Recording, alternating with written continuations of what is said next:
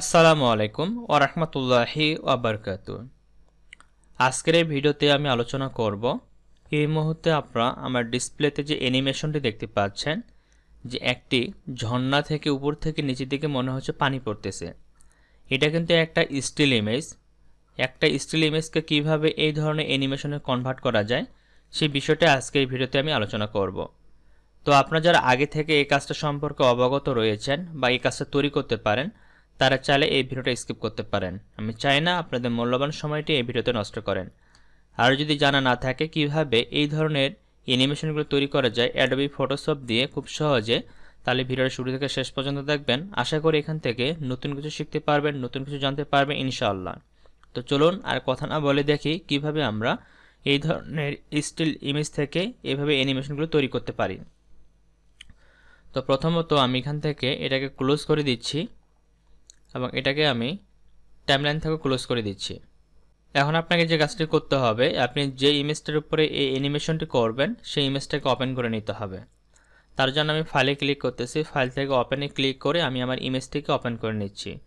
ধরেন আমি আমার এই ইমেজটিকে অ্যানিমেশনে কনভার্ট করব, এই ইমেজটিকে সিলেক্ট করলাম, তারপর ওপেন বাটনে ক্লিক করে এটাকে ওপেন করে নিচ্ছি। এরপরে কিবোর্ড থেকে Ctrl+0 প্রেস করে এটাকে আমি ফুল স্ক্রিন করে নিচ্ছি। এখন আমাদের প্রথম যে কাজটা হবে সেটা হচ্ছে, দেখেন লেয়ার প্যানেলে শুধুমাত্র আমাদের কিন্তু এই ব্যাকগ্রাউন্ড লেয়ারটাই আছে, অন্য কোনো কিন্তু লেয়ার নাই। তো আমরা এই ব্যাকগ্রাউন্ড লেয়ারটাকে এভাবে সিলেক্ট করবো। একবার সিলেক্ট করার পরে চলে আসবো টুল প্যানেলে। টুল প্যানেল থেকে আমাদের নিচের দিকে দেখবো এখানে একটা মাস্কের মতো আইকন দেওয়া আছে, আমরা এটাতে একবার ক্লিক করব। ক্লিক করার পর এখান থেকে আমরা চলে যাব ব্রাশ টুলে, আমাদের ব্রাশটাকে সিলেক্ট করে নেব। তারপর উপরের দিকে যে ব্রাশটা আছে ব্রাশটাতে ক্লিক করব। এখান থেকে হয়তো আপনার অন্য কোনো ব্রাশ সিলেক্ট থাকতে পারে। যদি অন্য কোনো ব্রাশ সিলেক্ট থাকে এখান থেকে আপনারা জেনারেল ব্রাশে ক্লিক করবেন। তারপর এখান থেকে সফট রাউন্ডটাকে সিলেক্ট করে দিবেন। তারপর এখান থেকে হার্ডনেসের জন্য 0 থাকে, এর দিকে খেয়াল রাখবেন। এটাকে আপনি পিক্সেলটা ব্রাশের সাইজটা ছোটো বড়ো করে নিতে পারেন এখান থেকে, অথবা আমাদের কিবোর্ডের যে স্টার্ট থার্ড ব্র্যাকেট আছে এবং ইন্ড থার্ড ব্র্যাকেট আছে সেগুলোর মাধ্যমে ছোটো বড়ো করে নিতে পারেন। তো এখান থেকে আমি ব্রাশের সাইজ একটু বড় করব, তার জন্য এখান থেকে ইন্ড থার্ড ব্র্যাকেটে একটা ক্লিক করলাম, সাইজটা একটু বড় হবে। তারপর এখান থেকে ব্লেন্ডিং মোডটাকে অবশ্যই নর্মাল রাখবেন, অপাসিটি 100% থাকবে, ফলো এখানে 100% থাকবে। এখন আপনারা যেই অংশটুকুকে আপনারা নিচের দিকে নিয়ে আসতে যাচ্ছেন, পানির যে ইফেক্টটাকে আপনারা অ্যানিমেশন করবে সেটাকে সিলেক্ট করতে হবে। তো ধরেন আমি এখান থেকে এটাকে সিলেক্ট করে নিচ্ছি, শুধু এই ব্ল্যাক অংশটাকে বাদ দিয়ে। ঠিক এটাকে আমি একেবারে নিচ পর্যন্ত নিয়ে এসেছি একই অ্যাঙ্গেলে। এই দিক থেকেও আমি এই অংশটাকে ধরে নিচ্ছি এইভাবে। অর্থাৎ আপনি যেটাকে অ্যানিমেশন করবেন সেটাকে সুন্দর করে এভাবে সিলেক্ট করে দিতে হবে এবং ব্রাশের সাইজটা আপনি ছোটো বড়ো করে নিতে পারেন ভিতরের অংশটুকুর জন্য। তো আমি এটাকে এইভাবে রাখতেছি যেন ব্ল্যাকটা যেন না ধরা যায়, আমি তার জন্য একটু দূর থেকে নিচ্ছি অ্যানিমেশনটাকে করব। অবশ্যই এইভাবে আপনাদের সুন্দর করে সিলেক্ট করতে হবে মাস্কটা করার জন্য। এবং আমি ব্রাশের সাইজটা ছোটো করে নিচ্ছি একটু, এইভাবে ছোটো করে নিয়ে ব্ল্যাক অংশটাকে বাদ দিব, আমার ব্ল্যাক অংশটা যেন অ্যানিমেশন না হয় তার জন্য। ওকে, এখান থেকে এখন ব্রাশের সাইজটা বড় করে নিয়ে যেটুকু গ্যাপ দেখা যাচ্ছে একটু, এটাকে সুন্দর করে ফিল করে নিচ্ছি। এই সাইডটা একটু দেখা যাচ্ছে। ওকে, তো আমি এইটুকু প্রথমত সিলেক্ট করলাম। তারপর এখান থেকে মার্কস আইকন আরেকবার ক্লিক করব। ক্লিক করলে এই ধরনের একটা সিলেকশন ক্রিয়েট হবে। আমরা চলে যাব, যদি আপনাদের ব্যাকগ্রাউন্ডটা সব পুরোটা সিলেক্ট থাকে এখানে সিলেক্ট মেনুতে ক্লিক করবেন, দেন এখানে ইনভার্সে ক্লিক করবেন, তাহলে যেটুকু আমরা সিলেক্ট করে দিলাম সেটুকু শুধু সিলেক্ট হবে। এরপরে কিবোর্ড থেকে Ctrl+C প্রেস করবেন, তারপর কিবোর্ড থেকে Ctrl+V দিবেন, তাহলে এটা একটা কপি হয়ে যাবে। এরপরে আবার নিচে ব্যাকগ্রাউন্ডটাকে সিলেক্ট করবেন, সিলেক্ট করার পর আবার এখানে মার্কসে ক্লিক করবেন। তারপর এখান থেকে আবার ব্রাশ টুলে ক্লিক করবেন, আগের মতো সব সেটিংগুলো থাকবে। এবারে সাইডগুলো যেন অ্যানিমেশন করে তার জন্য সাইডগুলোকে আমরা এইভাবে সিলেক্ট করে নিব। এই সাইডগুলোকেও আমরা এইভাবে সুন্দর করে সিলেক্ট করে নিব। নিচে এই অংশটুকু আপনি না নিলেও হবে, কোনো সমস্যা নাই, যেন উপরে এই সাইডগুলো যেন থাকে সেই দিকটা খেয়াল রাখবেন। তো আমি এটুকু নিয়ে নিলাম। এরপরে আবার আগের মতো এই মার্কস আইকনে ক্লিক করব, আবার সিলেকশন ক্রিয়েট হবে। এখান থেকে আবার সিলেক্ট মেনুতে যাব, ইনভার্স করে নিব, আবার কিবোর্ড থেকে Ctrl+C দিব, তারপর কিবোর্ড থেকে Ctrl+V দিব। তাহলে দেখেন লেয়ার প্যানেল আমাদের দুইটা লেয়ার কিন্তু তৈরি হয়ে যাবে। এটা হচ্ছে আমি যদি ব্যাকগ্রাউন্ডটাকে অফ করে রাখি, এটা হচ্ছে একটা অংশ এবং এটা হচ্ছে একটা অংশ। তো তো আমাদের লেয়ারগুলো তৈরি হওয়ার পর এখন আমাদেরকে এটা অ্যানিমেশনে কনভার্ট করতে হবে। তো চলুন দেখি কিভাবে এটা অ্যানিমেশনে আমরা কনভার্ট করতে পারি। তো এখন এটাকে অ্যানিমেশনে কনভার্ট করার জন্য প্রথমে আমরা উইন্ডো মেনুতে ক্লিক করব, তারপর এখান থেকে টাইমলাইনে ক্লিক করব। এরপর এখান থেকে আপনাদের ক্রিয়েট ভিডিও টাইমলাইন যদি থাকে তাহলে এটাতে ক্লিক করবেন, আর যদি এটা এখানে শো না করায়, যদি আপনার এইভাবে শো করায় ক্রিয়েট ফ্রেম অ্যানিমেশন, তাহলে এই এরোতে ক্লিক করে এখান থেকে ক্রিয়েট ভিডিও টাইমলাইনে ক্লিক করবেন। তারপর এখানে ক্রিয়েট ভিডিও টাইমলাইনে একটা ক্লিক করে দিবেন, তাহলে এই ধরনের আপনাদের একটা টাইমলাইন চলে আসবে। এটাকে আমি ধরে একটু উপরের দিকে তুলে দিচ্ছি যাতে আমরা পরিপূর্ণভাবে দেখতে পারি। এরপরে আমি যেন ফুল ইমেজটাকে দেখতে পারি তার জন্য আমি কিবোর্ড থেকে Ctrl 0 দিচ্ছি, তাহলে ফুল ইমেজটা আমার ডেস্কটপে শো করাবে। এরপরে আমরা প্রথম যে লেয়ারটা রয়েছে 1 নম্বর লেয়ারটা, যেটা আমরা পানিটাকে নিয়েছিলাম, এই লেয়ারটাকে সিলেক্ট করব। সিলেক্ট করে কিবোর্ড থেকে Ctrl-T দিব, তাহলে একটা ট্রান্সফর্ম চলে আসবে। ঠিক আছে, সরি, Ctrl-T দিব, তাহলে ট্রান্সফর্মটা আসবে। তো ট্রান্সফর্মটা আনার আগে আমরা একটা কাজ করব, সেটা হচ্ছে এই যে লেয়ার প্যানেলগুলো আমরা এখানে যে শো করা আছে, এখানে একটা এরো দেখতে পাবেন লেয়ার 1 লেখা, এটাতে ক্লিক করবেন, অথবা এই যে এখানে লেয়ার 1 দেওয়া আছে এটাতে ক্লিক করবেন। তারপর এখানে দেখতে পাবেন শুরুতে টাইমলাইনটা রাখবেন, প্রথমে ট্রান্সফর্মে একটা ক্লিক করবেন, তাহলে এখানে একটা কি ফ্রেম অ্যাড হয়ে যাবে। তারপর একটা সামনের দিকে যাবেন, এখান থেকে আমি 20 ফ্রেম পর্যন্ত নিচ্ছি, বা এখান থেকে যে 20 ফ্রেম পর্যন্ত নিচ্ছি, এখানে একটা কি ফ্রেম অ্যাড করে দিব, এখানে কি ফ্রেম অ্যাড হয়ে যাবে। তারপর কিবোর্ড থেকে Ctrl-T দিব, শেষের কি ফ্রেমটা সিলেক্ট থাকা অবস্থায় Ctrl-T দিব। তারপরে শিফট বাটন ধরে এটাকে আমি একটু নিচের দিকে এভাবে ডাউন করে দিব। আমি লাইক দিস আর একটু ছোটো করে নিচ্ছি, এ পর্যন্ত রাখতেছি। তারপর টিকমার্কটাকে দিয়ে দিচ্ছি, আবার Ctrl-0 দিচ্ছি। এবারে দেখেন আমি যদি এটাকে প্লে করি হালকা একটু অ্যানিমেশন চলে আসবে। এখান থেকে প্লে করতেছি, দেখেন হালকা কিন্তু একটা অ্যানিমেশন চলে আসতেছে। আমাদের কিন্তু এখন অ্যানিমেশনটা কমপ্লিট হয়নি, একদম পারফেক্টভাবে হয়নি, এটা আমাদের পারফেক্ট করতে হবে। তো তার জন্য আমরা কী করব, এর জন্য আমরা এটাকে একটু ছোটো করে নিচ্ছি, এখান থেকে ধরে যতটুকু আমরা ফ্রেম নিচ্ছি ততটুকু পর্যন্ত রাখতেছি পুরোটাকে। ওকে, এবারে আমরা 2 নম্বর ইমেজটাকে সিলেক্ট করব।